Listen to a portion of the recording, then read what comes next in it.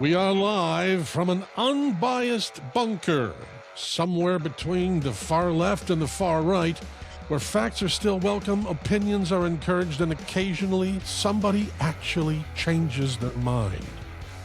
Join us for the next hour or so as we search for sanity in a world gone completely mad. My name is Mark Wilson. I'm one of your hosts. Please say hello to host number 2, Clive Pinder, everybody. Good afternoon, Mark. How are you? Good afternoon. I'm very well, thank you. All good. A lovely day here in California. And I know we're looking on screen at a very patient gentleman in somewhere on the East Coast, Mr. Philip Balboni. Do we call you Cambridge, Philip? Massachusetts, Clive. Oh, Massachusetts. Cambridge, Massachusetts. Cambridge, thank you. Do we call you Phil or Philip? Please call me Phil. Phil, I love it. Great, thank you. I have a son who is Philip, so he's taking the more formal and I'm taking the informal. Excellent. You know what's kind of funny? You know what's kind of funny? I got to tell you this real quick. So I was reading about Philip and you know, the fact that he's been doing what he does for 50 years. And I'm like, wow, 50 years. And then I realized I've been doing radio and this for 48. So I'm like, that's not that impressive. Well, believe it or not now, Mark, this is my 60th year, 60. So, yeah, it's a long time. My apologies, sir. Quite all right. Quite all right. I was 5 when you started your career, Phil. Oh, my God. That hurts a guy. Well, listen, let me just introduce Phil to our audience. I'm going to read because it's such an impressive bio. So buckle up, please. So before our guest ever picked up a notebook, he picked up a rifle. Philip served with the U.S. Army's 1st Armored Division, then military intelligence in Saigon and Vietnam. So I fear we might be found sadly wanting here, Mark, if he's looking for intelligence on this show. Then he came home and he built an empire out of news instead. He founded NECN. He invented GlobalPost, the first outlet on earth built purely for international news. He launched a nightly TV show, still running 44 years later. Longer than most marriages survive, including all 3 of mine, although the 3rd one is still running, so fingers crossed. More Peabodys and Murrows than we've had hot dinners. Ladies and gentlemen, journalism royalty forged in a war zone, Philip Balboni. Thank you for joining us, Philip. Thank you, Clive. That's a lovely introduction. I'm honored, and I'm happy to be here and happy to be with you guys. Right.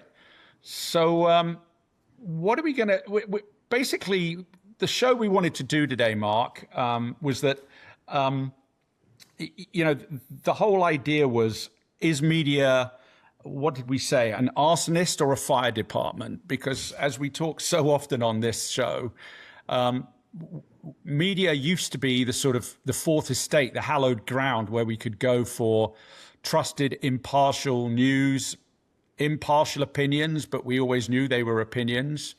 But today it just seems that news media generally, or well, news media specifically, but I'd argue media generally is now really targeted at tribes. So, Philip, you've been around for so long, and I mean that with the greatest respect.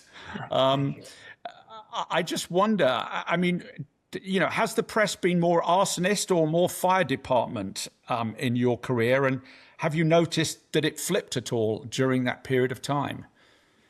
Yes, well, I think like so many things in life, it's a little bit of both. I mean, I think your instinct is right that there's been a massive change in, I like still call it journalism.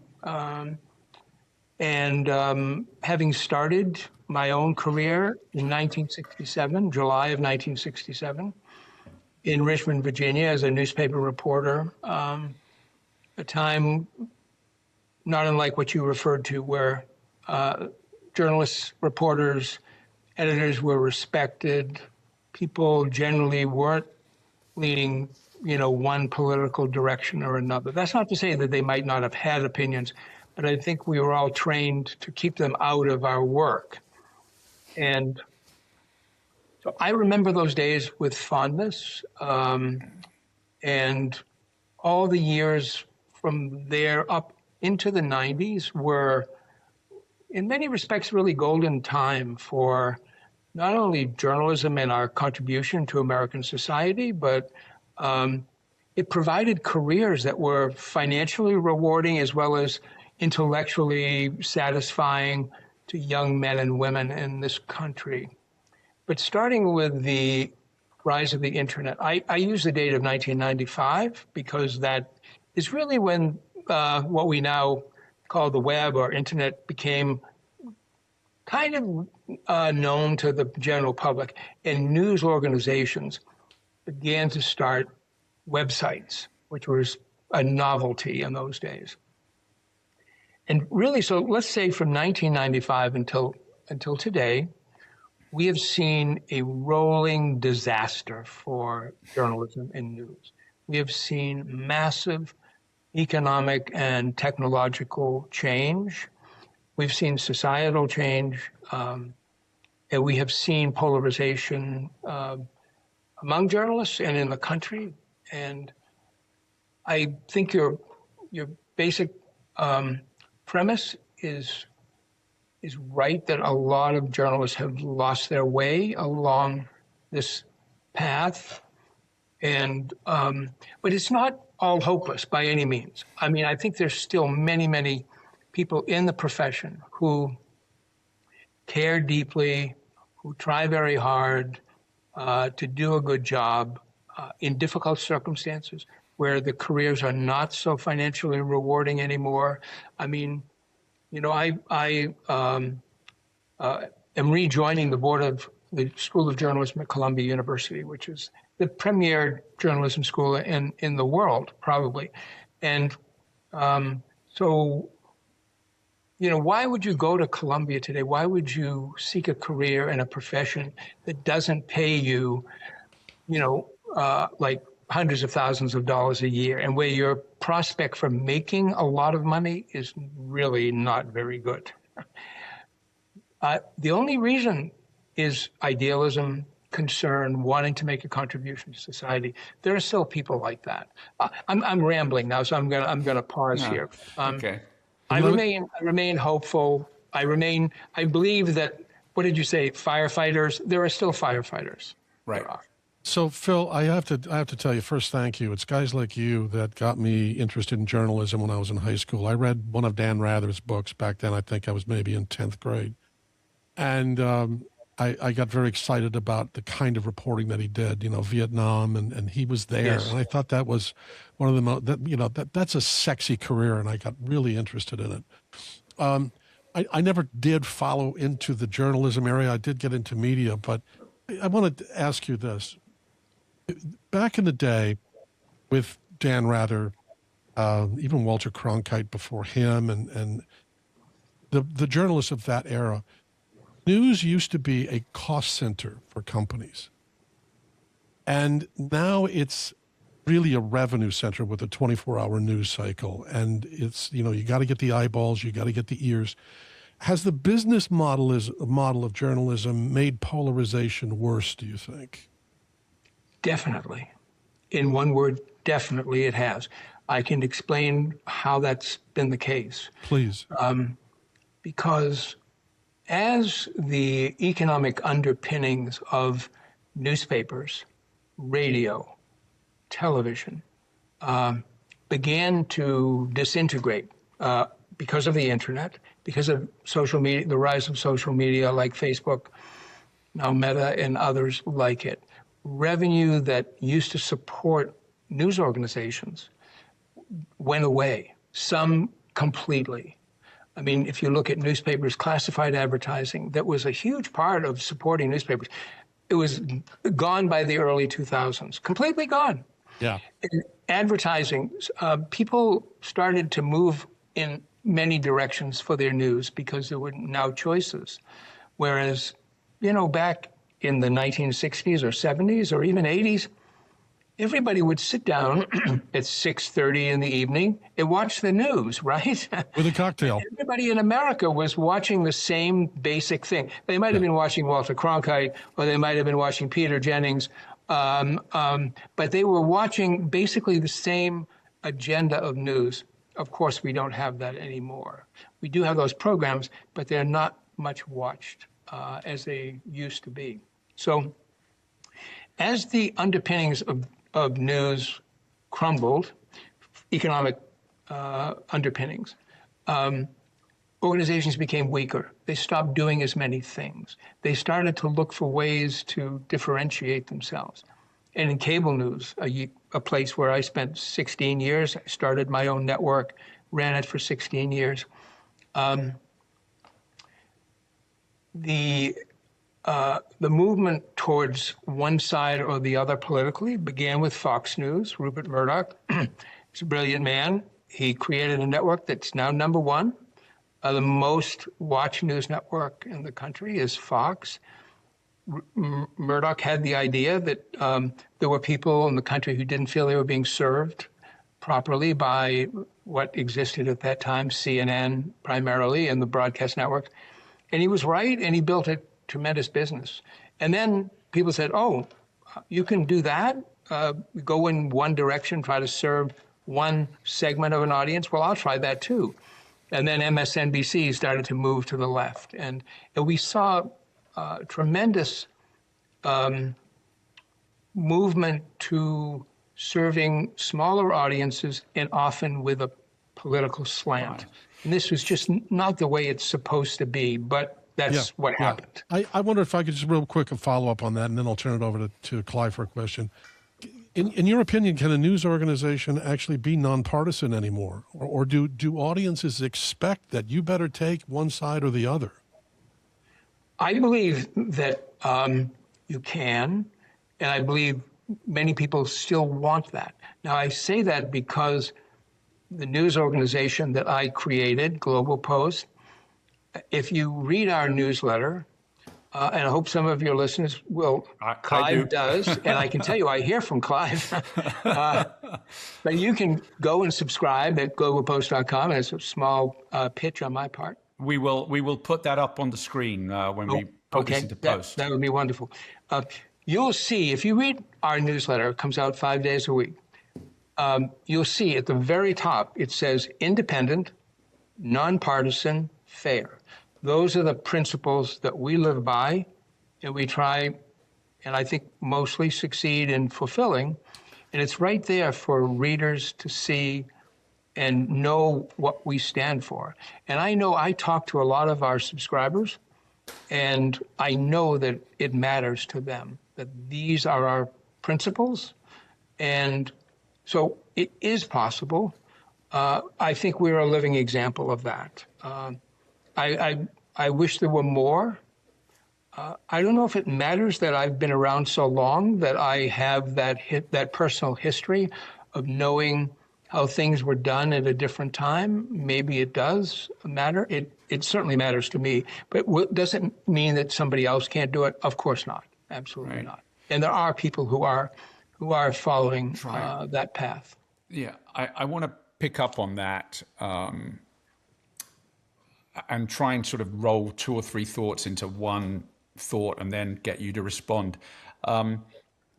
First of all, you mentioned that Murdoch saw he felt there was an underserved market.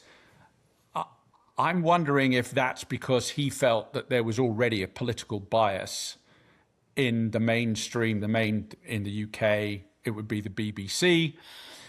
In the US, it would be, NBC, CBS, ABC. So the thought just popped into my head. Everybody blames Fox for politicizing the news, but that market existed because clearly a large portion of America felt the news was not representing their political or cultural beliefs. I would call them the metropolitan elite. I think you're right. I think you're right, Clive. I mean, he couldn't have done it if there was no appetite for it. And there wouldn't be an appetite if there wasn't a reality behind it. And now, so there's the chicken and egg. But now I kind of perhaps insult some of our audience here, but I'm saying, you know what, at the end of the day, we have to point the finger at ourselves as consumers. And one of the reasons Philip and I met was because I found about GlobalPost through another platform, media platform that I try to read daily, and that is Read Tangle, which was started by a young gentleman who's probably one of the most successful newsletters out there. And I know Philip has given him some advice and talks to him and is a fan of it. And he set a whole premise up with basically he tells the news factually, then he says what the left is saying, then he says what the right is saying, and then he tries to give an unbiased point of view. That worked for a while. And then he got on, you might remember what it was. It was he got a big boost in numbers with a show. Was it This American Life? It was. Right. And of course, This American Life leans left. Yep. And all of a sudden, that whole platform shifted because I interacted with it a lot because I generally thought it was bipartisan. Now, if you look, there's an overwhelming, the amplification of the voice of the left and the discontent is evident to me, and I'm probably oversensitive to it because I really look for bias in news. But the point I'm trying to make here is we kind of get the media we deserve. We get the media we ask for. I mean, I just wondered if you wanted to comment on that or had any thoughts. I mean, we are part of a consumer society, and if you're a nonprofit, then you're not selling your product to the public. We are for profit, and we have to be held responsible. And if somebody doesn't like us, they won't pay us any longer. So I think that Tangle example you gave is very interesting. I mean, because I know the history, his audience basically tripled or quadrupled in one event, and it was a whole different category of people. And once you have them and they become subscribers of yours, you inevitably have to care about them, and that can influence your head in how you do things. It is inevitable. Yeah. Yeah. Well, I mean, I will shout out to Isaac Saul. I always get it. I'm not sure. It is Isaac Saul. I always want to call him Saul Isaac. Saul, yes. But he does try to keep the balance, and he does hire people from different sides of the political spectrum. But I'm just not sure. I mean, at the end of the show, I know Mark's going to do a quick fire, and we want to try and come up with solutions. But I frankly blame the audience just as much as I do. As I said, which came first? But anyway, Mark, what are your thoughts? Well, I just think it's been a theme in our show anyway. I just think that outrage sells better than nuance, and I think we're getting conditioned that way. So whether you're for profit or not for profit, people are looking for echo chambers and not necessarily truth. So I think that for me, and I don't have as much experience as Philip, but I'd love to get his thoughts on that and what we can do. Now, we talk a lot about, media education. What are we calling that? Civic. Clive? Media literacy. Media literacy. Thank you. There you go. Yeah. I mean, let's get into the schools and have a media literacy class. Let's start teaching kids, how to figure out what's real and what's not real. So, I completely agree. I think it's so important because young people have no idea where to turn for, honest, accurate information, and there is some of it still does exist. This is why one of the things that I'm proudest of that we do at Global Post is that we give free subscriptions to students and teachers all over the world. Nice. Middle, high school, college, university, even homeschooled students. And we have more than 16,000 who are getting free subscriptions. And they're in 112 countries around the world, all over Africa, Asia, the Middle East, Europe, South America. I'm so proud of it. And because I'm passionate about helping people know the world better. That's my thing now for 20 years. So, I mean, how would they ever know about the world? I mean, really, do they get it in their local newspaper? No, they do not. Do they get it on TV? No, they do not. Digital media, nobody pays attention to the world anymore. It's really, I mean, it's all U.S. politics, or it's sports, or it's entertainment. And all we do is cover the world. So that's why I started this as an experiment at the University of Oklahoma almost 10 years ago, and it's spread. So it's kind of our version of media literacy with an orientation towards knowing the world. But I think you've hit on something that really is very important. It should be reintroduced into the classroom, should start in, middle school or at the latest at high school for sure. Mark, I'm volunteering you just to pick up on two things that Phil has mentioned. I mean, In Search of Sanity has always and always will be a not-for-profit organization, which doesn't mean to say we're not going to beg for money every now and again, but it'll be a tax write-off. But for the moment, it's funded by Mark and I. But on top of that, Mark, I'm volunteering you. I'm going to pick up the phone and call the superintendent of Paso Robles High School when we get off this and say, Mark, you want to come in and do a media literacy class? I'm serious. I would do it. I know you would, and you'd be very good at it too. So thanks for that idea. That's a brilliant idea. That's a good takeaway.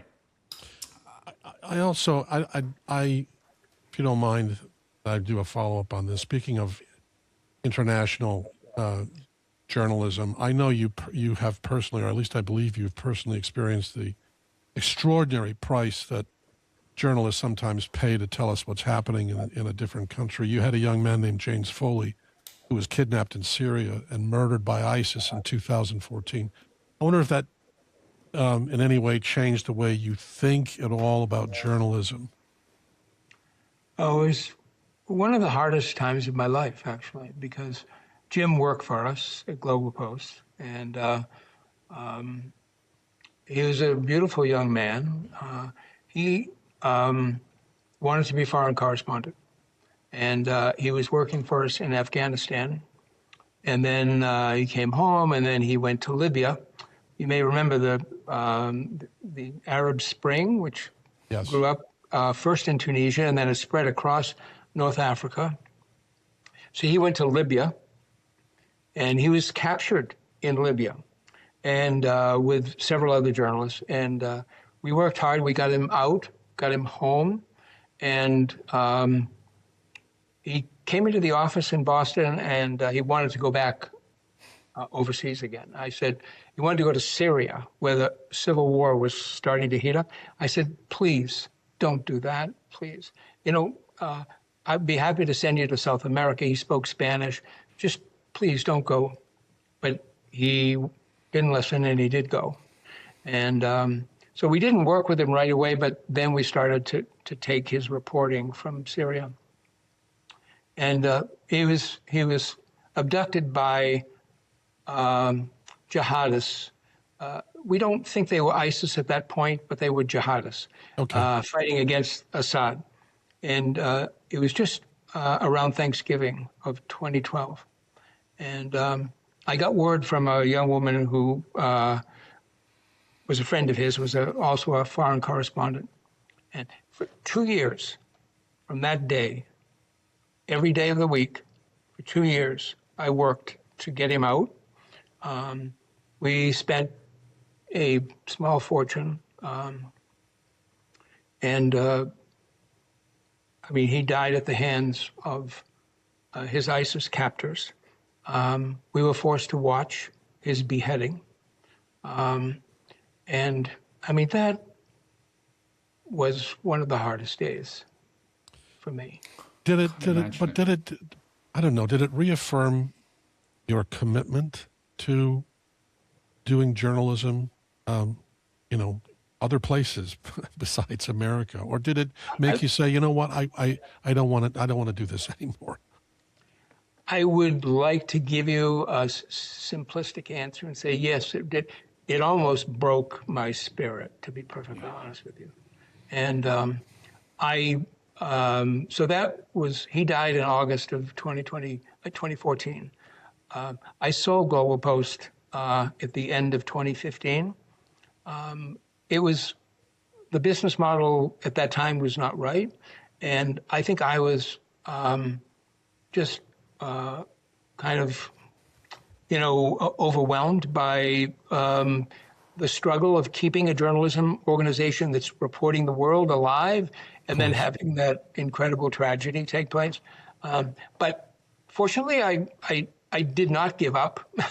I turned right around and started another one that was very similar. And then I bought GlobalPost back from the people I sold it to in 2022, and we have kind of rebirthed it now. And so things will never be the same, but we're back with the same mission and a better business model. And of course, Jim will never be forgotten, and he paid the ultimate price. But that's the kind of journalism. I don't know. I mean, that's passion. That's wanting to tell a story bad enough. Yeah. That you would put yourself in harm's way, like so many journalists. People like Dan Rather, like I said, who I said I thought it was a sexy job. I suppose in that case, it's not a sexy job. It's a very dangerous Sometimes job. It is, but sometimes it's a terrible job. Yeah. And what people, probably don't realize is for every famous journalist on, the American news networks or European news network that gets injured or worse, killed, there are many, many more local journalists around the world that pay a horrible price, and often the ultimate price, for having the audacity to challenge power in their own countries. What do they call them? Ringers? Is that the expression they call them? With people who basically, they're in many cases amateur journalists just trying to get the word out about what it's like to live in some of these countries. So many freelance journalists who just want to be in the midst of where the action is happening, and many of them aren't properly trained. They're not properly equipped. They don't have a support network behind them. And this was very true around the time that the war in Syria was heating up. A lot of people were going there without training or equipment, and then there were a number of kidnappings. And Jim was not the only journalist to lose his life. No, he wasn't. No. Yeah. No, it's. I mean, that's one of the other why I'm so attracted to and. Well, I think that's the best word to GlobalPost, because you cover the world, and I mean, I think it was only back in the 1990s when only 5% of Americans had a passport. I think the number is, it's creeped above 50% now. But boy, if there's one country that could do with having a slightly more expansive view of the world, given that it is undoubtedly the preeminent cultural and military power and economic power, arguably. Yes. It is slightly worrying that the people who elect the leaders of this country really are so geopolitically and geoculturally, frankly, ignorant. You're right. You're right. It's dangerous, and ordinary citizens can often not do very much, but knowledge can be powerful, and you need to know what's happening. You need to deepen your understanding, and we've entered, and this is not a political comment, this is just a statement of fact. Yeah. We've entered a period of extraordinary instability in the world as a result of recent things that President Trump has done. And the longer term outcome is uncertain. But we have a war in Iran, which, God willing, will be ended at some point. But there are other flashpoints. I mean, of course, the one that most people point to, and rightly so, is China. Mm-hmm. and God forbid if we ever got into a war with China, it would be probably the mother of all battles. And I mean, I worry about this all the time. I think all I can do, one guy, is help people be better informed. That's it. And and they need to be. I mean, you're right. I mean, the passport thing is, you know, even if it's gone up to 50, it's 50 that don't have one and don't ever go overseas. They don't see the world. But at the same time, excuse me, I mean, we have more information available to us than any other generation in human history. So why is it that we don't understand the world better with all that's available to us? That makes no sense to me. Well, Mark, I would ascribe it to simple human nature. Yes, if you work at anything, you can find out stuff, right? If you work at it. But most people have a life to live. They have jobs to do, children to raise, you know, whatever. And you have to make it easy for them. You do. That makes sense. You do. And that's why I wanted to create a newsletter that could be read in a reasonable amount of time, that was, you know, appealing and interesting, in the hope, belief that by doing that, they would come to it and they would read. And then maybe that would whet their appetite to learn more, and then they could go find out more. But I mean, we can blame people or not, as we were saying about you get the journalism you deserve or whatever. All of that's true, but it's a good idea to make it easier for people to get the information they need. I think, too, you agree or disagree, some people don't know where to find it. They have so many options these days. I mean, back in the day, you know, again, going back to the Cronkite days and the old days of journalism, you know, my father, God rest his soul, had Walter Cronkite and a newspaper, and that was it. Yes. That was it. And he didn't spend all day chasing news around. Those are his sources. And he trusted Walter, and he trusted his newspaper, and that was it. Yes. Yeah. And he was reasonably well informed, too. He was. And I mean, so you're right. People don't know where to go anymore because they have not grown up in that time when it was right on your doorstep in the morning, or as simple as turning the dial to CBS. Just 30 minutes a night. He would watch, I'm sorry, it was an hour. He would watch 30 minutes of local news on television, 30 minutes of national news. And then he'd watch the network. And he had his newspaper, and that was it. Yeah, we have a lot of work to do to get back to where we were, 50 years ago. Yeah, it's I could spend a lot of time digging deeper into the GlobalPost model. I mean, I'm fascinated. You've got 16,000 basically students, and I'm blowing my own trumpet here. I am fortunate in that I have traveled the world relatively extensively, having been born and raised in sub-Saharan Africa, lived in the Middle East, lived in Europe, lived in America, been to many other places. But I learned something at least once or twice a week from GlobalPost that I didn't know by just reading stories about what's going on, whether it's in places I haven't been to, like Colombia or, and so and it's a quick read and there are no pictures in it. So if you like pictures, you've come to the wrong place. I'm assuming we have maps. We have maps, yes. That's very helpful. And very helpful. They're there for a reason. It's because people's geographic knowledge is even worse than their knowledge of geopolitics. Yes. And so with the map, you can see right away exactly where the country is located in the world, how it's related to the region that it's in. So. Yeah. I do want to, we should, wars out there. We've got Ukraine going on at the moment. Zelensky's in the US today. We've got what's going on in the Middle East between Gaza and Israel and Lebanon and who knows what else. So the world is a pretty violent place out there, and it is. Yeah. And let's not forget Sudan.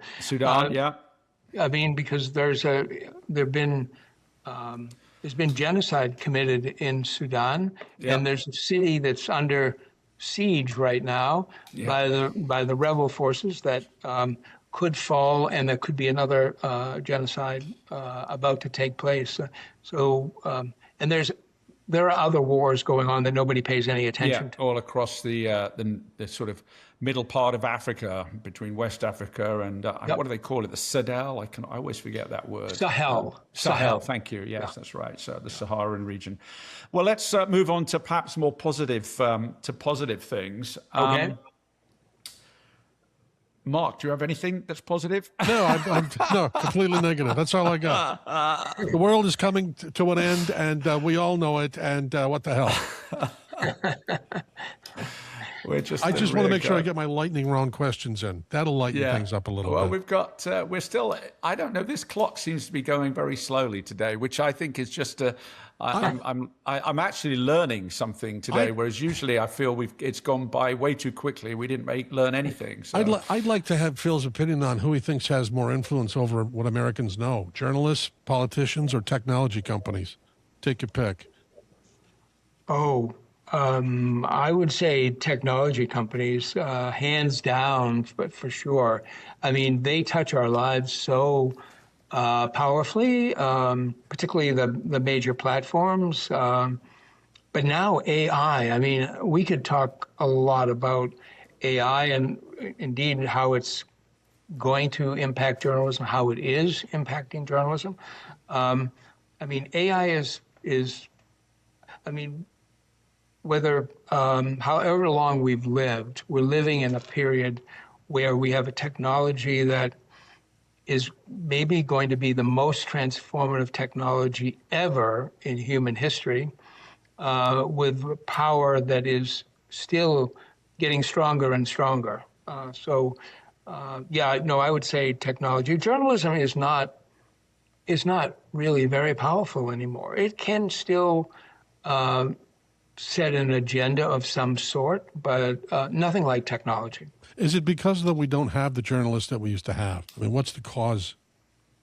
It's because it's fragmented, Mark, across so many different places. I mean, we don't have that agenda setting that we used to have. I mean, the biggest audience in television news is, on the broadcast networks, it's ABC, and maybe 7 or 8 million viewers.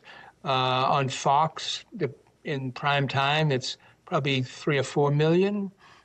But we're a country of 350 million, So, and the New York Times, okay, everybody points to the New York Times as probably the most powerful journalism company. And it is, I would say. Their audience is millions for sure, but in terms of subscribers, people who really follow their content, it's maybe 4 or 5 million, something like that. It's a lot, but it's not agenda setting like it once was. Well, I would say it's agenda setting to a certain political tribe in the United States of America, but I think here's an idea. Maybe we should say that the New York Times should increase its subscription price by 30%. And if you buy a subscription to the New York Times will buy you a subscription to the Wall Street Journal or something on the other side of the aisle. So you might actually read something that isn't singing to your choir. That would be interesting. How about buying a subscription to GlobalPost? That would be nice. We'll take that. Definitely. I don't even know how much it costs, but I'm telling you it's worth it. So it's only $46. So is that a day, a month, a year? A year. $46 a year. Oh, that's nothing. No, it's very modest. Good grief. That's by design to make it accessible to people. Wow. How did I know that you've been doing some work with strategists on that? I mean, I hope our audience won't mind. I'm just curious. I mean, how do you make money on $46 a subscription? I mean, is the company profit making or? We are profitable, wow. But I mean, this. How shall I say this? So, if you're serious about journalism, and you have a serious mission, it isn't necessarily going to translate into great financial success. It can be sustainable. And the only way that news can be sustainable nowadays is if people pay for it, subscribe to it, and pay for it. Do you know that even in 2026, in this country, probably only 20% of the people who consume news on any platform pay for news? 20%.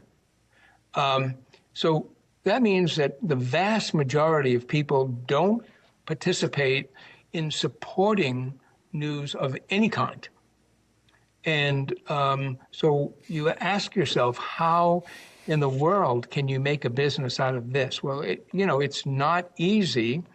And if you're motivated by money, you should probably be a hedge fund manager, or you should, go work in Silicon Valley and, be a, work in AI or something like that. Yeah. If you, but there's ways to be sustainable, but to be very, very profitable is difficult. Not impossible, but difficult. Right. You get what you pay for. So perhaps to those listening, remember that when you're reading it. And AI is, there's already, the New York Times is suing OpenAI and the big AI companies because they're basically, they're leeching off all of the work that has gone before in that area. Phil, if you add a podcast, you might be able to get $50 a year. I think Mark's pitching for a job, but I'll stay out of it because my technical problems clearly weren't helpful. We need a podcast, and we definitely will. Yeah, I'll tell you what. I'll pay him. I'll pay him. It'll get him out of my hair, Phil. I mean, it's like go do it someplace else. I'll just produce it. I don't need to be on it. I'll remember that. Yeah. I've got some more, but just a couple more before we get to the quick fire. I like, one of the things that we try to be here is authentic and deal in personal issues. I'm not going to bore the listeners with my AI stories about how the paper that I write for, didn't want me to put on the bottom of my byline that it was a co-production between Clive Pinder and AI. There's Substack, for those who've used Substack, have now actually just this week caused quite a big debate around now any reader of a Substack can automatically run what they've read through an AI detector, and it will detect whether that was written by AI or not. That is a deeply flawed premise because if you are active in AI, you can actually train AI to catch your voice. It's a bit like, if you think about visual effects, there was a day when people would argue whether you could shoot on, if you were shooting on 35mm, you were a proper filmmaker. If you were shooting on digital, you weren't a proper filmmaker. Now nobody can tell the difference. And I think, but anyway, that's probably a topic for another show. But I'm interested, the way Philip and I met was, I'm very sensitive to this whole issue of bias. And I think I got in touch, Philip, first of all, when one of his people wrote an article on what was going on in British politics. And he referred I don't know if it's a he or a she or even a they, referred to one of the parties over there as a far-right party. It was Reform UK, not Reform. I was. I follow politics in the UK very, very closely. I was a UK politician, and we had a really productive exchange. So, but I guess the question, and I kind of prompted you a little bit on this, is given where most journalists come from, which is academia. Let's not get into the numbers, but there is a clear bias towards left of center political leanings in academia. And given how committed you are, and I have to say generally do a fine job of what I would call factual. If it's factual, it doesn't even need to be balanced because it will be balanced by definition almost. Right.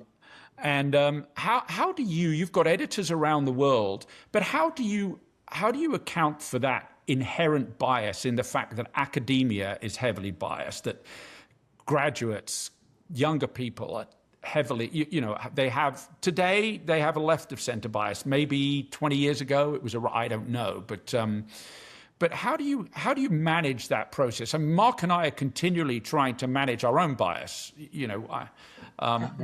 So how do you do that as a managing editor and your editors? How do they do that?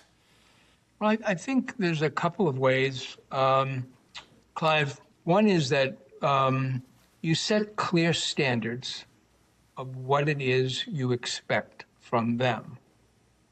So in the case of Global Post, where we trumpet at the top of our publication, independent, nonpartisan, fair, these are the standards that people have to live up to. And if they don't, then you call them on it. If you see a piece of writing that you think, we've been doing this for a while now, and there've certainly been many instances where I would see something that I thought was wrong, or readers would call it to our attention, and upon further thought, I would agree that they were right. And so it's vigilance and having standards and making sure that you enforce them. That's the most important thing. And then secondly is having good people, who are very experienced and who have a diverse life experience. So in the case of Global Post Media, so we have two publications. The editor-in-chief of Global Post actually is an American, but she's based in Paris. She's lived overseas for 20 plus years. So she's had a lot of international experience. And getting out of the hothouse of America can be a very positive thing. Yeah. The former editor-in-chief of WPR, World Politics Review, our other publication, is in England, north of London, or north and east of London. And so he lived in Paris also. He is also American. So and we have another editor in Berlin who's actually not American, who's from another European country. So, I mean, diverse experience is a good thing because if you live in America and particularly if you've grown up in the last, let's say, 15 or 20 years professionally, then you've grown up in a period of divisiveness where, you're kind of pushed in one direction or another, right? Or you can feel yourself being pushed. You don't have to go there, but you can feel that, there is this constant undercurrent of political division in the country, and that it's trying to move you one way or the other. But when you get out of this country and you live somewhere else, you don't feel that anymore. You become an observer of the American political scene, and it gives you perspective that is very valuable. Yeah. Mark. Yes. Yeah. Time for... Need to get to the lightning round quickly. Yeah. Quickly. Okay. Phil? This is the part of the program where our guest doesn't get any heads up on what we're going to talk about. So okay, I'm going to apologize in advance, Phil. Oh, they're easy. But you only have a few seconds to answer each one. Otherwise, we move on. Like a game show. That's okay. Anything at all. Okay, here we go. Now, the answer to this first one, I'm sorry, it cannot be Global Post, but what's the first thing you read every morning? The very first thing I read in the morning, I read a lot of things. Let me think what that is. It's the Financial Times. Okay. Financial Times. Wow, cool. Number 2, if you could interview any world leader, living or dead, who would it be?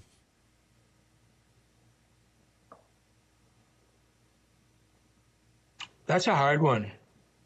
They're not supposed to be easy, Phil. I know. I think I'd like to interview President Xi Jinping. Oh, really? of China. Yeah, Can definitely. you give us 30 seconds on why? Most interesting country in the world, the most successful, economy probably in human history, even more so than the United States, but not as innovative as the United States, but very innovative. But clearly is the rising power in the world. Very different different model. Clearly, I mean, it's communist, at least in name anyway. It's certainly the party controls everything, and Xi sits at the top of the party. He's had incredible success. He's the most powerful leader since Mao Zedong. Definitely Xi Jinping. I don't know why I even hesitated for a minute. I mean, he's a hands down choice. Yeah, and of course they make a good noodle. So there you go. Number three, Phil, please finish this sentence. The world would be a little more sane if people would just blank. Slow down. Ooh, good one. Here's your last question, Phil. After nearly 60 years plus? Yes. Okay, nearly 60 years in journalism. What's the one thing you were absolutely certain about when you were younger that you've completely changed your mind about? Now, that is a hard question. That's supposed to be easy, Phil.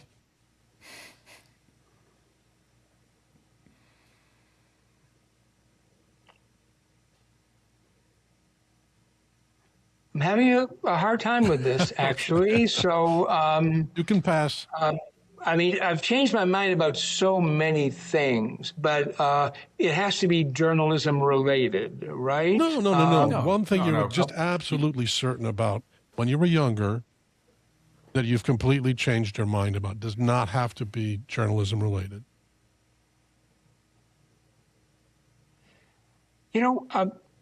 This is going to be going to surprise you probably because maybe you wouldn't expect it, but I believe more in faith, in God. I believe more in the importance of humility and trying to achieve it. And when you're young, I mean, I've been guilty of raging ambition much of my life. That's what drove me to start all these enterprises and whatever, and do the things that I've had the good fortune to be able to do. But I do ask myself, was that all worthwhile? Was that all good? Was my approach to things appropriately? Did I approach things with the appropriate humility? And I would have to say my answer is no. So I hope I've learned a lot about myself and what's important, and maybe how to live better. Great answer. Yeah. Thank you. There is no right or wrong answer, obviously, but that was a beautiful answer. Thank you, Phil. Yeah. And we now conclude the lightning round of the program. Okay. I survived the lightning round. Okay, good. Very good, Phil. Very good. Yeah, indeed. Excellent. I think,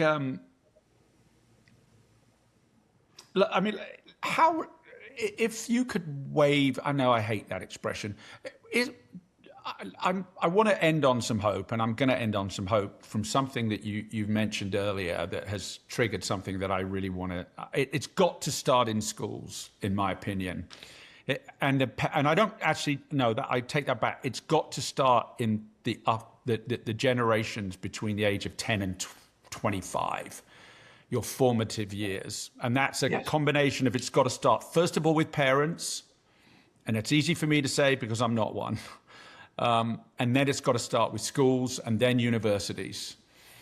And I think, actually, Mark, in search of sanity, if we ever do get this thing rolling the way we want to, could really help with that, just locally. But on a more macro level, I mean, you are, without doubt, the most revered and accredited journalist and publisher that we've spoken to.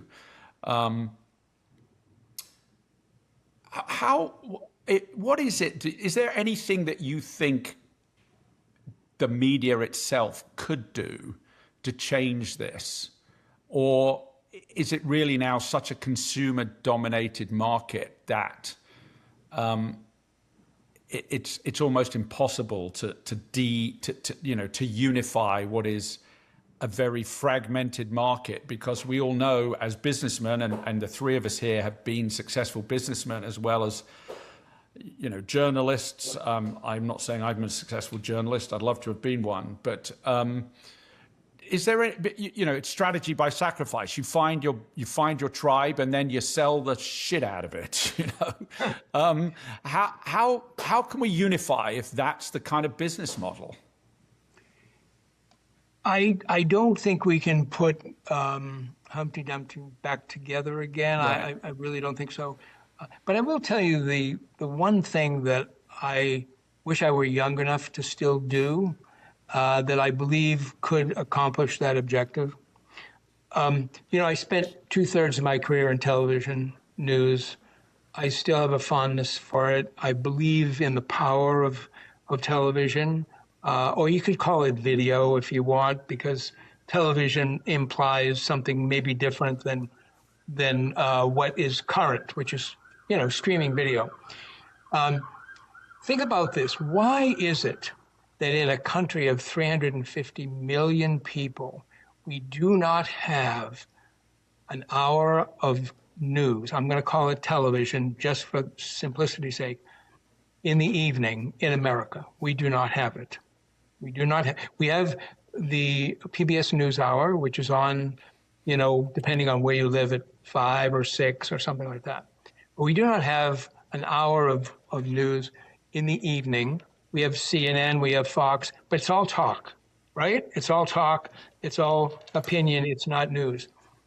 I would love to see a powerful hour or 45 minutes, whatever the amount of time would be, of great reporting from around the world that was doing the important issues facing the United States and people around the world. It was fearless, and maybe this is just hopelessly idealistic from those days of the 60s, 70s, and 80s, but I believe that such a program would develop a tremendous audience, that it would be just like the rare politician that comes along in America, whether it's Ronald Reagan or Barack Obama, whoever it is you think is John Kennedy, who inspires the country to go in a new direction. I believe that the power of technology that we have, the platforms like Netflix and others that can reach, scores of millions of people, that we could present a program that would be so transformatively interesting, informative, courageously dealing with the problems that we have, that it could change the country and even the world, and it could have a powerful audience. So if there was one thing that I could still do that I've not done, that is what I would put my heart and soul into. I wish I'd known that a year ago when the BBC were looking for a new Commissioner General, Philip, because I think you would have been the man for that job. Because we do have that in the UK, the BBC, and as I'm sure you're aware, that is an organisation under huge threat. Well, I follow it. I do follow it. In no small part because any way you look at it, it became politically activated and lost half the country because of it. And it is, to all intents and purposes, taxpayer funded. And yes. That's a shame because it had the BBC World Service. I mean, it's what I grew up on. Yes. And they've lost it. But anyway, that's going back in time. Philip, I'm just going to, Phil, I've always been taught to use everybody's full name until I get to know them properly. That's why my mother called me Clive, because you can't shorten it. And what she forgot is if you spell it backwards, it's evil C, but that was, I'm sure, unintended. But thank you so much. You've been, the hour has felt like a real hour to me because we've actually dug into some really interesting issues. And, we've had Steve Hilton on this show. We've had, who's a man who could have a big influence on America going forward. If he could, it's a small chance, but he might just become governor of California. And Mark's giving me the... I got to go.